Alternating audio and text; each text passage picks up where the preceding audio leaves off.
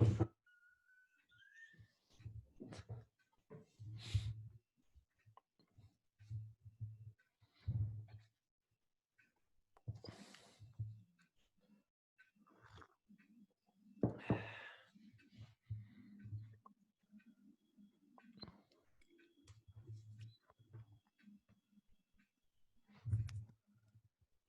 mate. Johnny, how are you, mate? Good. How you going? Good, brother. Thanks for doing it, man. That works well anyway, pushing it forward. Yeah, no, it works better for me. I've got to head off, so it saves me rushing. So that's all good, man. Yeah, sweet, bro. Let's just jump straight into it, man. We'll just talk a bit about your footy career and then you'll pivot into post-footy, man. Yeah, sure. You can hear me all right because I'm in the car. So yeah, that's fine, bro. All right, no worries. Audio is great, man. John Skandalis, thanks for joining me, man. No worries, mate. It's a pleasure. Thanks for having me. Now, for the listeners, who's John Skandalis? Just a bit of background about yourself, man. When did you start with footy? How old were you when you first started playing? I was actually introduced to rugby league when I was around 10 years old. I was obviously coming from a Greek background. My dad pushed me towards the soccer, and I played soccer till I was about 10, and then I moved to the Campbelltown area and met a couple of young players, the McGuinness brothers, who introduced me to rugby league. And then from 10 years on, just 10 years old onwards, I fell in love with the game of rugby league. What was your first position? Yeah, lucky. Front row, mate. Always been front row. I was that big kid, the one that was bigger than everyone at a young age, and for some reason, I never moved from there. Well, I know why. I probably wasn't fast enough to go anywhere else. So, front row was my position for my whole career. I think I played a couple of games in the back row, and I think I played a couple of games in the lock. But yeah, nothing more than front row for me. Was it always something you wanted to do once you got a taste of playing footy? No, it took me a while. I probably didn't start thinking of it till 15, 16 that I thought I could do it as a profession. You watch rugby league as a young kid going through, and you always dream of doing that. But I never really took it seriously till about 15, 16. It wasn't until one of the McGuinness boys, Kenny, made first grade actually. We were about 16, 17 at the time, and he made first grade. He was one of the first to do it, and I think that's when it really sunk in that this could be something that I could do, and that inspired not only myself but a couple of the guys that I would play with as juniors in the juniors, and that inspired us to chase it even more. Now, breaking through first grade, man, what was that like? How old were you at the time? I was 19. I got a break. My lucky break was because of one of the front rows got injured. And it hasn't changed to this day. A lot of players get the opportunity because through other players getting injured. So one of my opportunities came in '96 when I got selected to play against Penrith, and that was again due to one of the front rows getting injured. And yeah, it was surreal. It was one of those things it's hard to explain, but you chase that dream, for so long, and then suddenly it becomes a reality. One minute you're a young kid looking up, at these NRL players playing league, and you think, wow, how good would this be? And then suddenly you get the call off the coach, and he says, mate, you're playing first grade this week, and everything sort of goes. You just go, well, you sit back and go, wow, this is really happening. So, 96 was my first crack. Wow, man. When was it? Because there's an identity shift that happens in with people I talk to. They say it takes sometimes 6 years. Some people are 2 years where you feel a part of the team. How long did it take you to kind of identify yourself as an NRL player? I would say, not far off. Probably 4 years. Probably when I first got into the West Tigers, when the West Tigers really merged. Because, actually, no. I lie. Probably 90, 98, 99. Probably 99 is when I felt like I was, you belong there. I understand my authority. I belong there because I was probably one of the. Even though I was only 23 at the time, I was classed as one of the senior players because I've been playing since '96. So probably 99 was when I felt, I belonged there. And then, it changed again for me only because we merged with, the two clubs, and I became one of the younger players again because we had the likes of, Terry Hills, Jared McCracken, Hopewadi, Matt Steer, Craig Fields, all those kind of players had come into the team, and then suddenly I'd taken a step back, and I was one of the younger players again. So, it shifted, but I still felt part of the team, even though those guys were in there, even though they were more experienced than me. You had guys that played for Australia, New South Wales, and the likes. So that sort of shifted. But 99, 2000 was when it finally sunk in that I was part of the team, and I was one of the senior players. Awesome, man. And who was the hardest player you played against, mate? Yeah, I get this question asked a lot. Look, it's pretty hard. You go through eras. When I first started, I was lucky enough to play against Paul Harrigan, for a year. And even though he was probably coming to the back end of his career, he was still, a big man who, wanted to go out there and kill you. So he was pretty tough. Without a doubt, Gordon Tullis, one of the hardest. No matter if he was tackling you or you were tackling him, he just felt like it was, a big block of, a big stone coming at you. It was so hard. And then throughout my career, Senator Siva was up there, Webke. I can name a lot, that you sort of come up against that, every game you just go, oh, here we go again. I've got to battle this guy again because it was tough. So there's a lot. There's a lot you can name. I can name, even more after. So, it's hard to sort of pinpoint one player, but to stand out, Tallis was probably the toughest. Yeah, if you want me to mention one. What about teammate? Who was one of the hardest working teammates? Hardest working? Wow, that's a tough one. I haven't been asked that one before. Hardest working teammate? Yeah, you got me on that one. In terms of what do you mean hardest working? Like work ethic at training, putting in the extra. Work ethic? Oh, look, work ethic. You got heaps. Like Mark O'Neill's up there, definitely. He was always one never to do shortcuts. Bengali, I can throw another one there.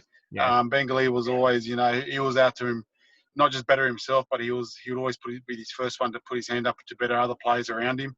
He was a great defender. Who was a great defender? Yeah, he was a great defender, Galea. Yeah, he was. And then even Mark O'Neill.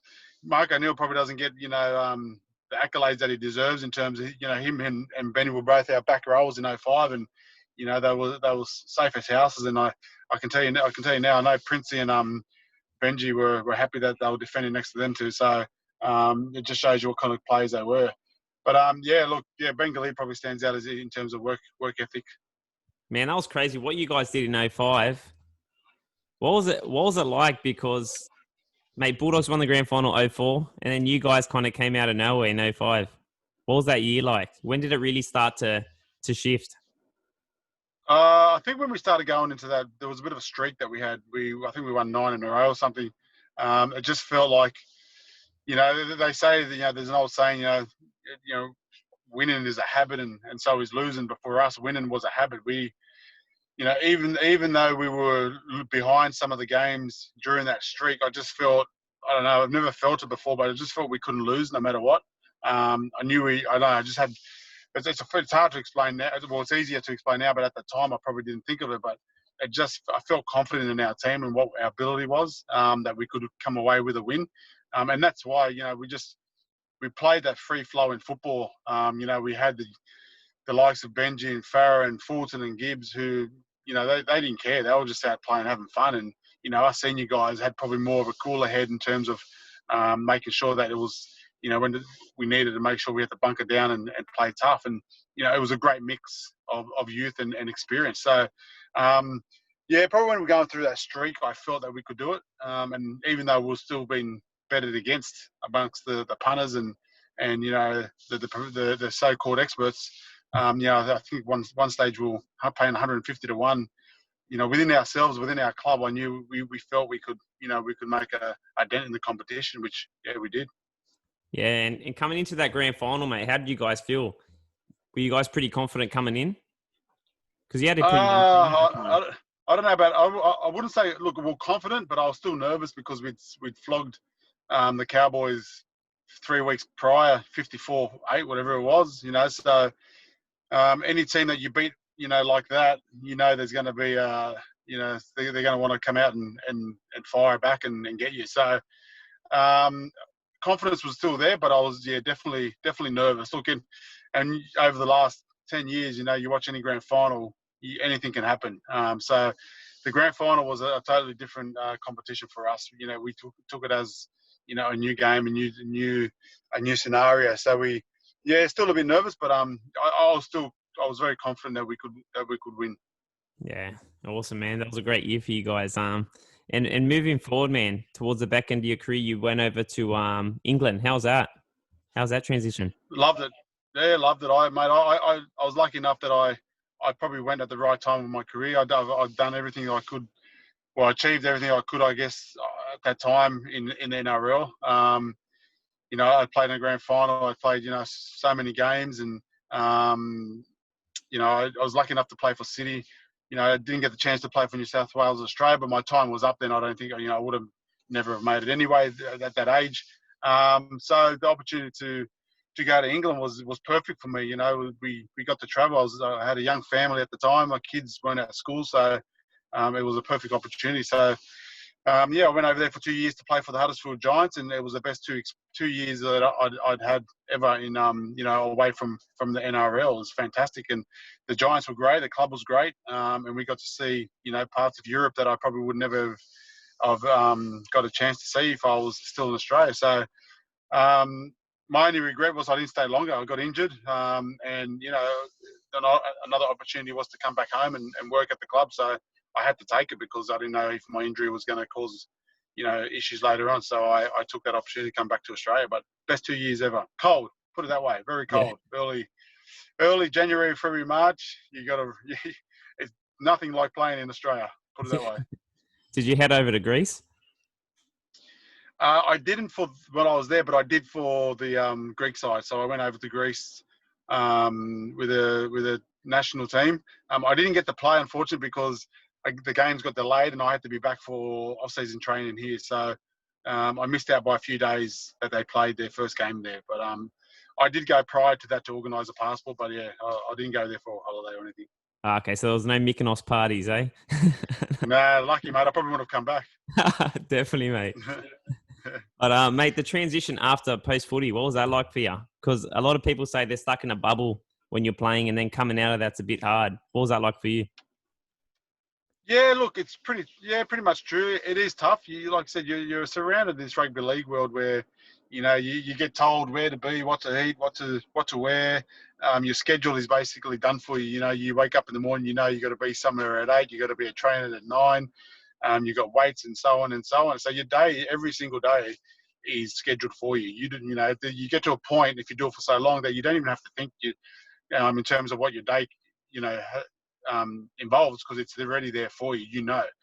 So to go out of that sort of environment and into a workforce where you need to plan for yourself what your schedule is, what your day is, what it involves, it's a bit of a shock to the system. But I was lucky enough. I had good people surrounding me. I came to a club that I worked in the club straight away, so I was familiar with the surroundings. Everyone sort of gave me a hand in terms of what to do. So my transition wasn't too bad. I have to say, I came out of it okay. I went straight into the S&C sort of roles with the 20s, and then made my way to the first grade strength conditioning, and then then it took a different path. The club changed and new coaches came along, and now I work in the corporate section, which something that I did as a player a little bit here and there with other corporate people. So I get to chat to sponsors and meet people that want to be part of the club in terms of a partnership wise or corporate or expand their business through the club. So now I work in the sponsorship. I've been doing that for the last 7 years now. It's for me it's fantastic. I love it. I couldn't think of anything better to do right now. Awesome, man. And where do you think the Tigers are going to be in the next 5 years, mate? How are things looking there? We're going to win 5 premierships. Put it that way. So, look, we're building nicely as a club, as an organisation. We're fantastic. Let's talk about away from the footy team at the moment. The club's great. We've got a new centre of excellence that we're building. $75 million centre of excellence that's been funded by the government, and that's going to be a new level for us in terms of attracting players and corporates and things like that. That's important to the club to keep it going. So that's looking up. That's going to be ready to go at the end of 2021. In terms of the on-field, you look at the players that we've just signed in the last four weeks. Madge is really building a squad around his coaching ability. So, I'm excited for where we come. We've got a lot of great juniors coming through. Jacob Simpson, we've got Jacob Little, who's still got a lot of football in him.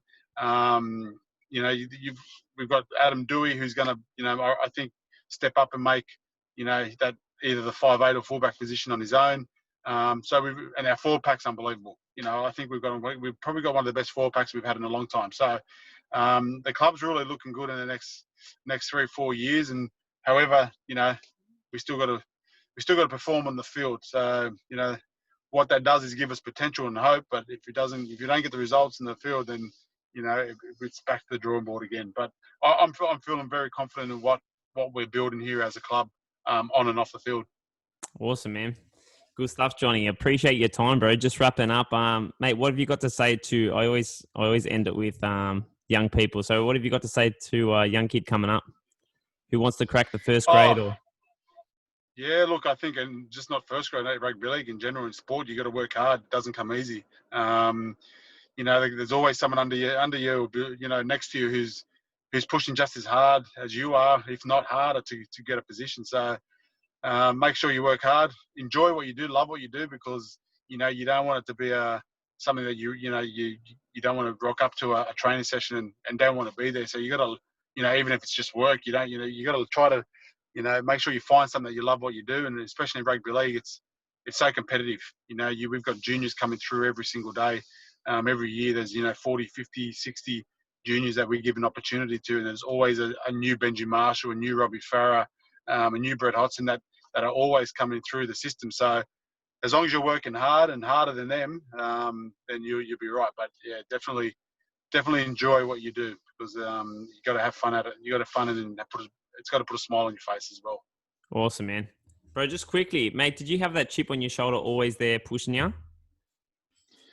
I had the chip that I wanted to prove myself. That's what it was. I wanted to prove to myself that I could do it.